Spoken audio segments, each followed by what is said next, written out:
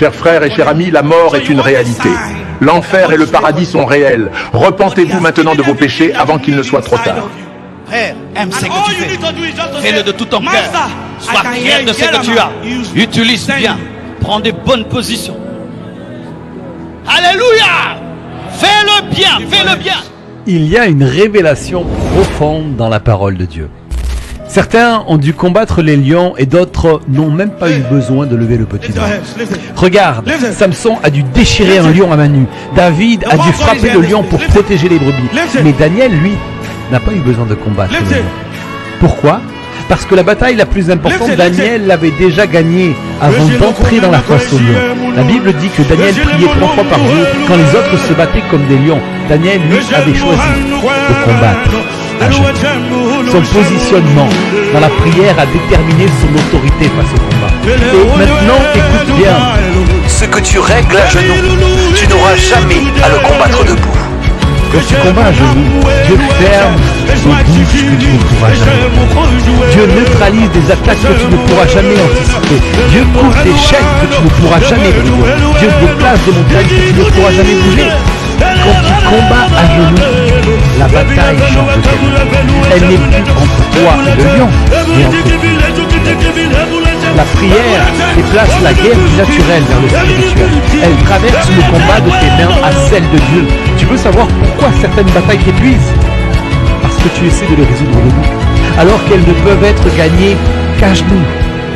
Alors, écoute cette profonde révélation.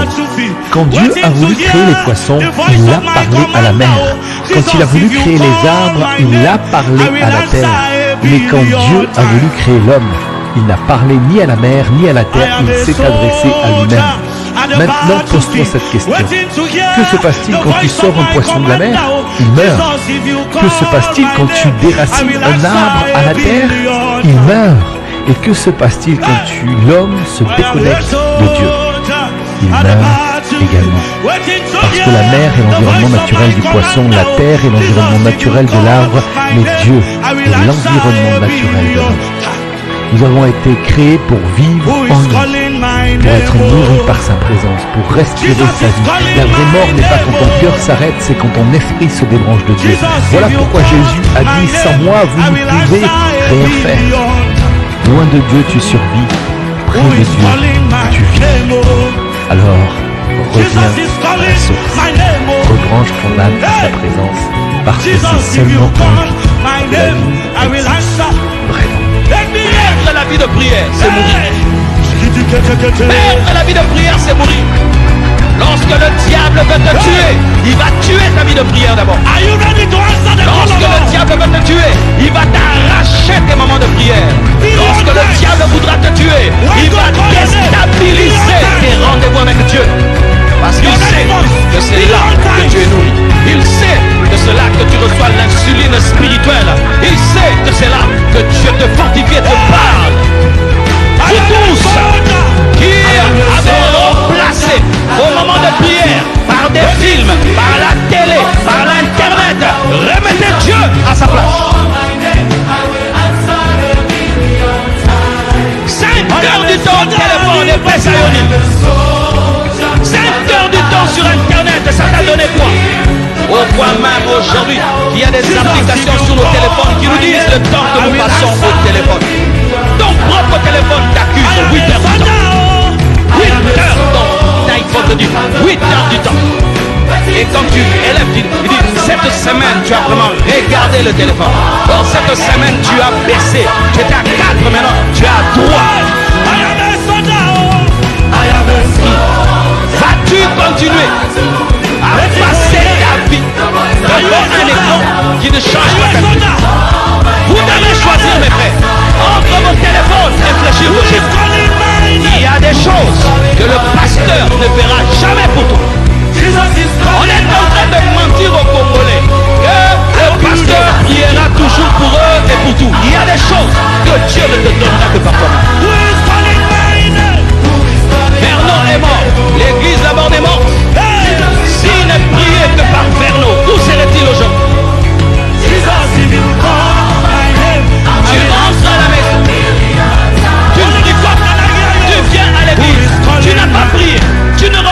Dieu qu'ici.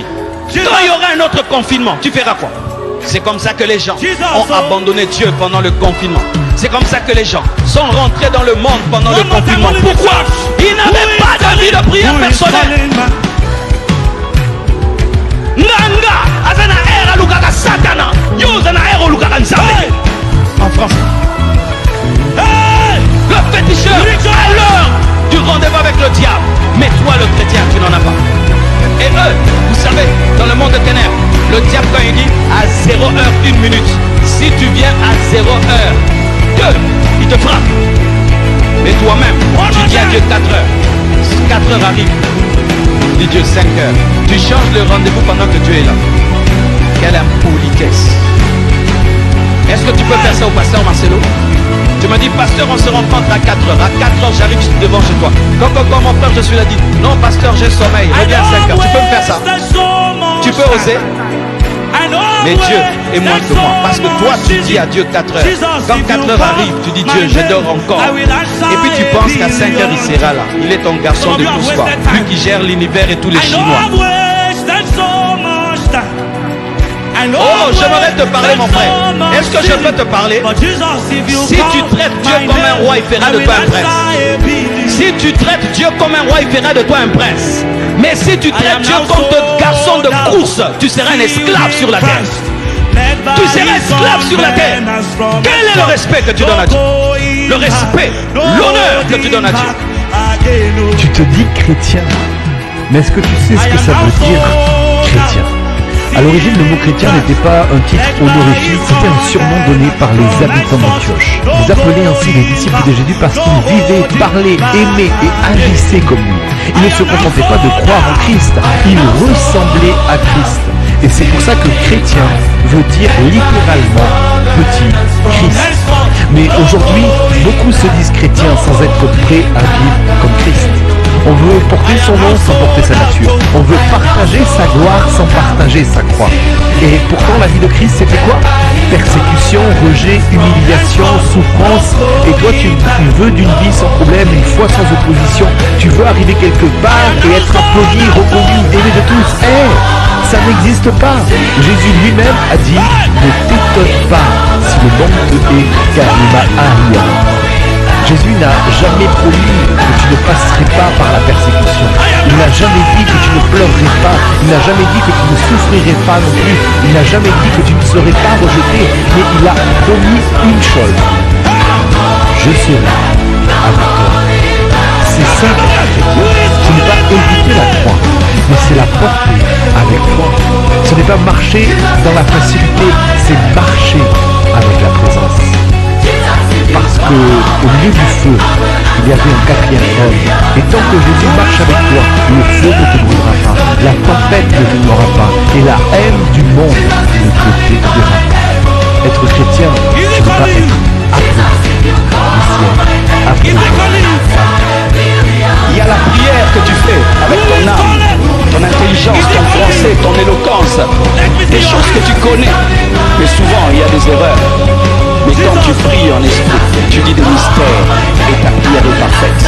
Car il arrive des fois, toi tu penses que tu as un problème d'argent, mais tu as un problème démoniaque. Mais quand tu pries en esprit, tu fais la prière que tu dois faire. Il y a des fois, tu penses que ton problème est à droite, alors qu'il est à gauche. Et quand tu pries, tu cibles le vrai problème. Une personne qui prie par l'intelligence est limitée par son intelligence. Mais une personne qui prie en langue, prie parfaitement et il prie des mystères. Et tu deviens mystérieux. Car celui qui prie des mystères devient mystérieux.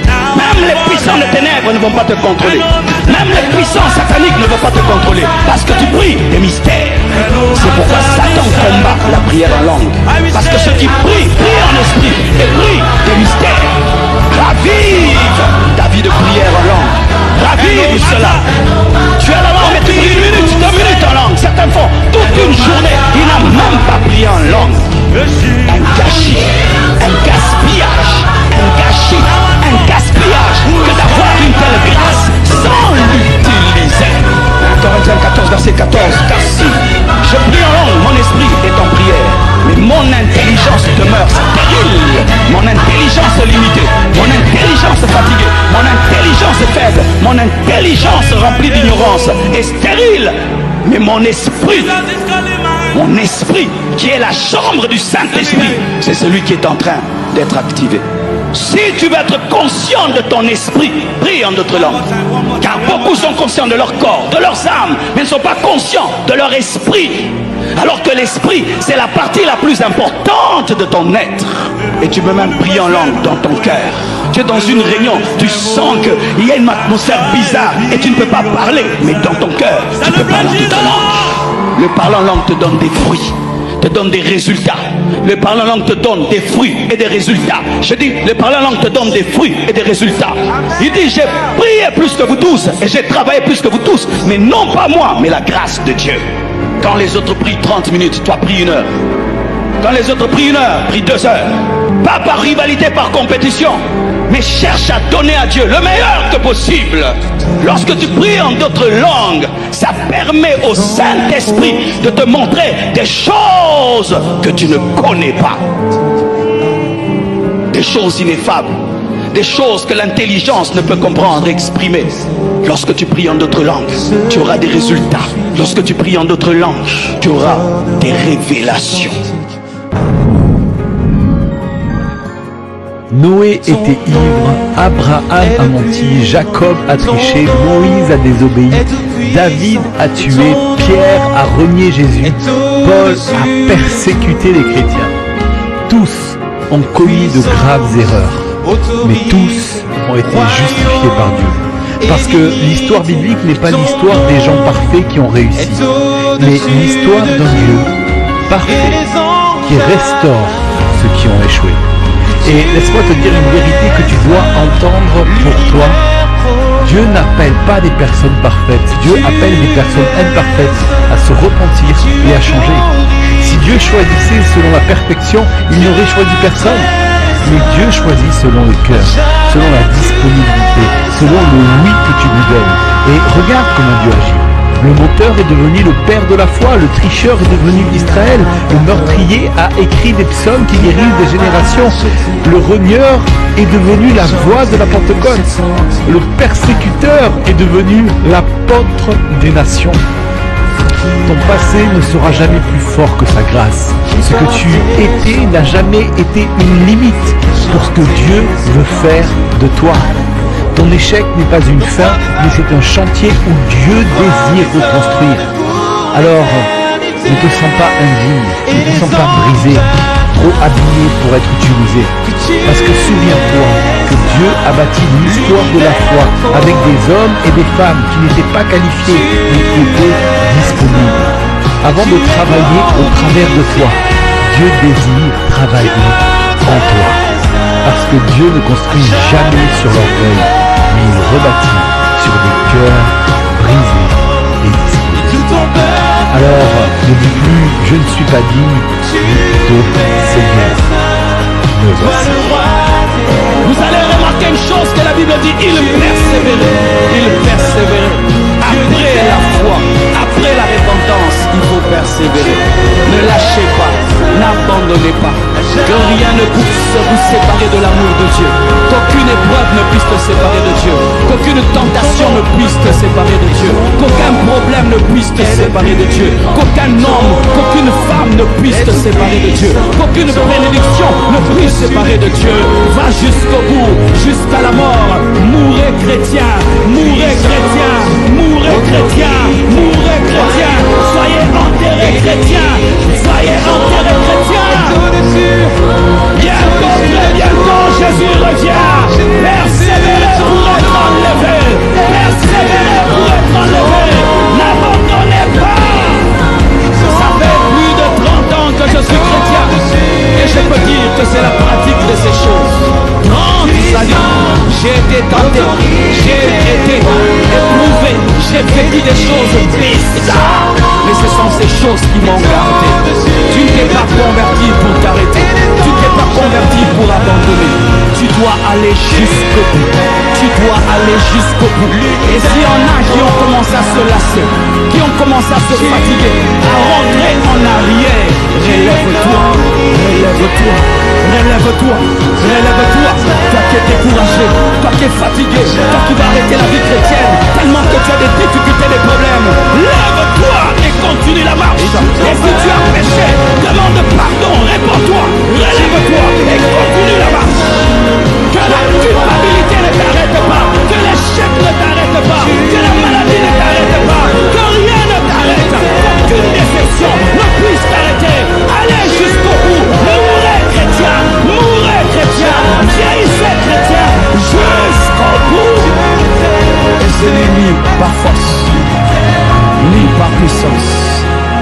mais c'est par le Saint-Esprit. Aucun homme n'a la force de pratiquer ces choses sans la puissance du Saint-Esprit. Si je suis debout, ce n'est pas parce que je suis discipliné, ce n'est pas parce que je suis meilleur que les autres. Quelqu'un m'aide tous les jours, le Saint-Esprit. Chaque fois que le monde veut m'attirer, il est le vaccin. Chaque fois que Satan veut me détruire, il est la sagesse. Chaque fois que le monde veut m'attirer, il est la barrière, le Saint-Esprit. Lorsque tu donnes ta vie à Jésus, il y a quelqu'un qui est à ta disposition, le Saint-Esprit. Il est ta force, il est ton conseiller, il est ton ami. Laisse-le te conduire et te diriger. Et jusqu'au bout, tu tiendras ferme. Que Dieu vous bénisse abondamment. Calmement, baby, mon genre, tu me fais mal tant pour Satan, à camper son paradis. Ce que tu refuses de corriger en toi finira Par te corriger un jour. On ne perd pas une destinée d'un coup, on la perd par des petites concessions intérieures, par des pensées qu'on laisse s'installer, par des attitudes qu'on tolère alors qu'on devrait les crucifier. Tu veux aller plus loin avec Dieu? Commence par là où personne te voit. Parce que la vraie grandeur ne naît jamais en public, elle naît dans le secret, dans la maîtrise de soi. La vérité, c'est que tu ne peux pas gouverner un territoire tant que tu ne te gouvernes pas toi-même. Tu peux avoir les dons, l'onction, les talents, mais si ton caractère n'est pas façonné, tout cela finira par t'échapper. Les émotions non contrôlées détruisent des missions. La discipline intérieure prépare des responsabilités. La Bible nous dit clairement, dans Proverbe 25, verset 28, il est dit « Celui qui ne maîtrise pas son esprit est comme une ville dont les murs sont en ruine. » Autrement dit, Dieu préfère un caractère maîtrisé à une performance impressionnante. Regarde Samson.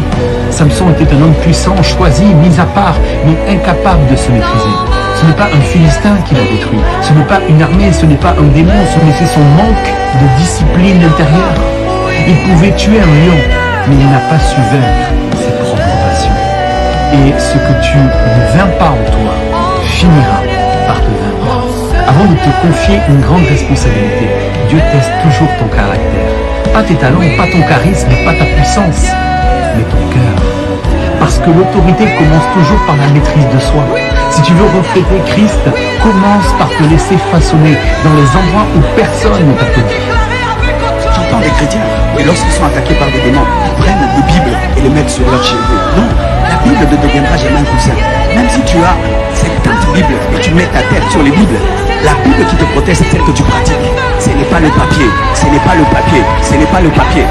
D'autres mettent de l'eau devant leur maison. Les sorciers traversent déjà les rivières et traversent les océans. Maintenant ton eau bénite est là. Ah, j'ai dit le mot là, pardonnez-moi. Eau bénite quand même. Tu faut te le banc. Mwana, c'est une ligne ma paix. Obundisi yo, mochamai oyo.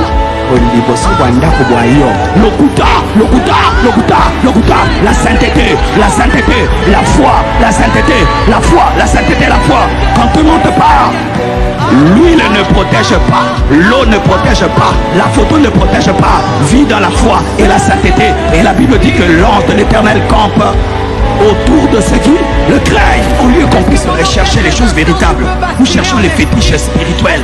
On n'a pas de fétiches spirituels. L'église n'a pas de fétiches spirituels. Rien ne nous protège. Ce n'est que Dieu qui nous protège. Ce n'est que la présence de Dieu qui nous protège. Il n'y a aucune protection. L'église ne donne pas des pentacles. L'église ne donne pas des instruments spirituels. Je vais te dire même la vérité. Même la croix de Jésus ne protège pas.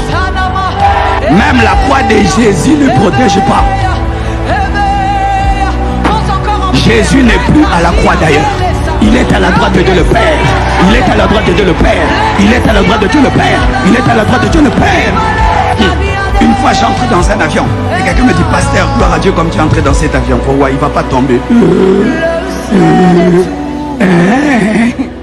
On peut mourir tous. Mais moi je vais au ciel. Je te dis, toi tu peux dormir ici. Moi je dors là. Les démons m'étouffent. Moi ils ne m'étouffent pas. Mais on est à 1 millimètre, n'est-ce pas? Parce que la dimension est personnelle. Elle est personnelle. Oh, notre maman nous protège, notre papa, non, c'est Dieu qui protège, c'est Dieu qui protège, c'est Dieu qui protège, c'est Dieu qui protège. Ah, je suis venu te choquer aujourd'hui. Regarde mon sourire comme à terre côté. Si toi, tu n'as pas Dieu en ce lieu, le diable te tape. J'aimerais vous dire la vérité. C'est pourquoi certains, vous avez la sanctification de l'église. Quand vous êtes sur l'avenue, vous parlez n'importe quoi. Yo, Dieu, yo, évanouis. Quand c'est bon, ça arrive à la porte. Shalom. Alléluia. Quand vous sortez, quand une fille passe, vous regardez par là. Mais quand vous sortez, pourquoi? Parce que nous avons gardé la mentalité qu'on avait là-bas. Vous connaissez là-bas, non? Refusez des problèmes là-bas. La vraie église, c'est toi. Tu dois te sanctifier. Nous lavons la moquette de l'église au lieu de laver nos vies.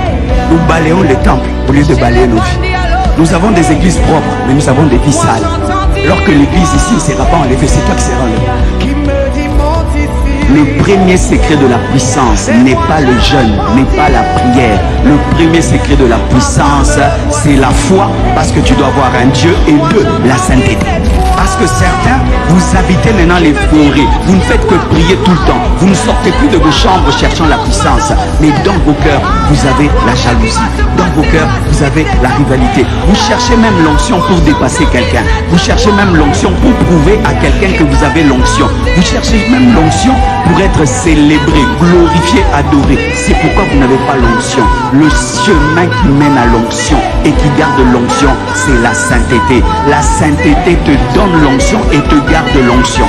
C'est un robinet qui est à la fois un vase. Il te donne et il garde.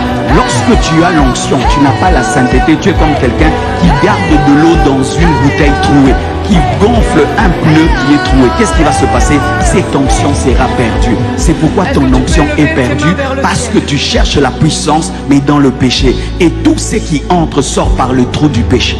Beaucoup de oins n'ont plus l'onction parce qu'ils ont cessé de craindre Dieu. Quand nous prions ici, vous recevez la puissance. Mais quand vous sortez, vous perdez la puissance. Pourquoi? Parce que vous n'avez pas la crainte de Dieu. Haïssez le mal, aimez la pureté, et l'onction grandira, l'onction croîtra, l'onction montera. La Bible nous dit, après que Jésus ait vaincu la tentation dans le désert, il fut revêtu de puissance. Car la puissance est la récompense de la victoire sur la tentation. Chaque fois que tu as la victoire sur la tentation, Dieu te oint.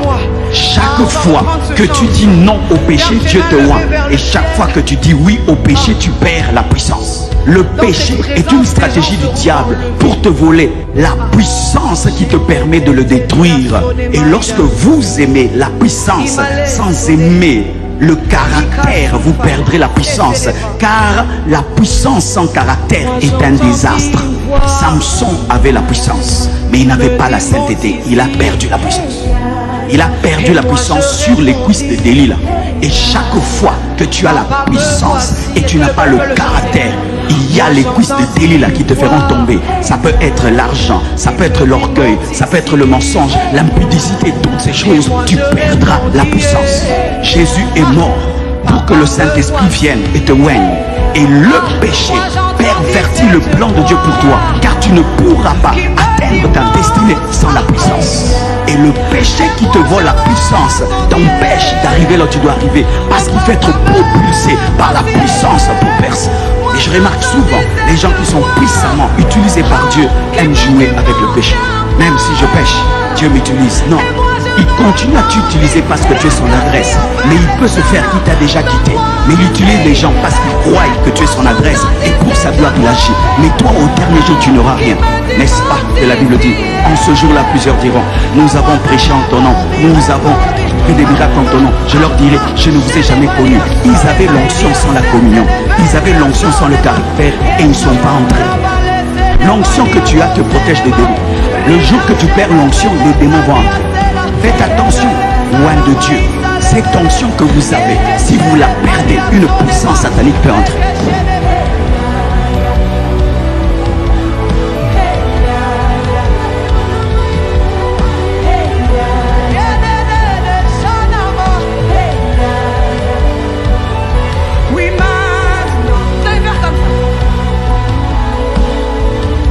comme ça. On va taper comme ça. Pa, pa, pa, pa. Ah. Ah. Ah. On y va. Ah. Ah. Ah. Oui, maintenant, le ciel est ouvert.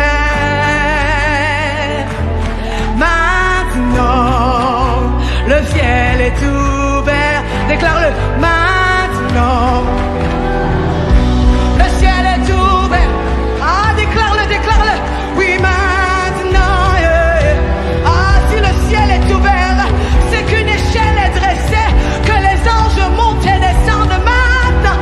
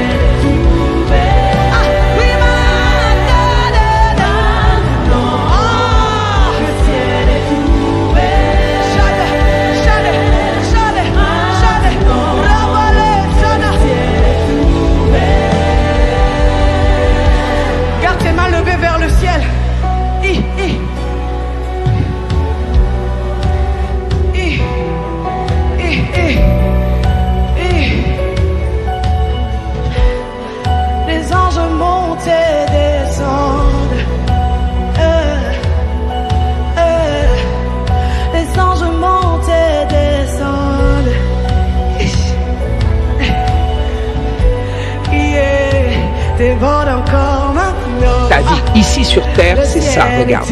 C'est ce petit peu d'eau ici, tu vois, que plus tu essayes de retenir, plus elle s'échappe entre tes doigts. Et quand tu t'en rends compte, elle est finie. Et Dieu a l'océan de l'éternité pour toi. Et l'être humain se tue pour ce petit peu qu'il perd chaque jour, jour après jour. Où allons-nous? Vers la mort? Que par la foi, vous êtes gardés par la puissance de Dieu pour le salut, prêts à être révélés dans les derniers temps, dans lequel vous vous réjouirez grandement, même s'il faut maintenant, pour un peu de temps, que vous soyez attristés par diverses épreuves. En d'autres termes, regarde-moi, la foi pour le salut. Peu importe ce que tu vas traverser jusqu'à là, quoi qu'il arrive, quoi que tu vives, cela n'a pas d'importance. Je veux être sauvé, mais seul. Si tu as perdu cet objectif, retrouve-le. Veulent dire, Seigneur, fais de moi ce que tu veux. Seigneur, je suis désarmé ce matin. Seigneur, je fais tomber le masque ce matin. Ah, Chanali a fait. Ah, il y a des anges qui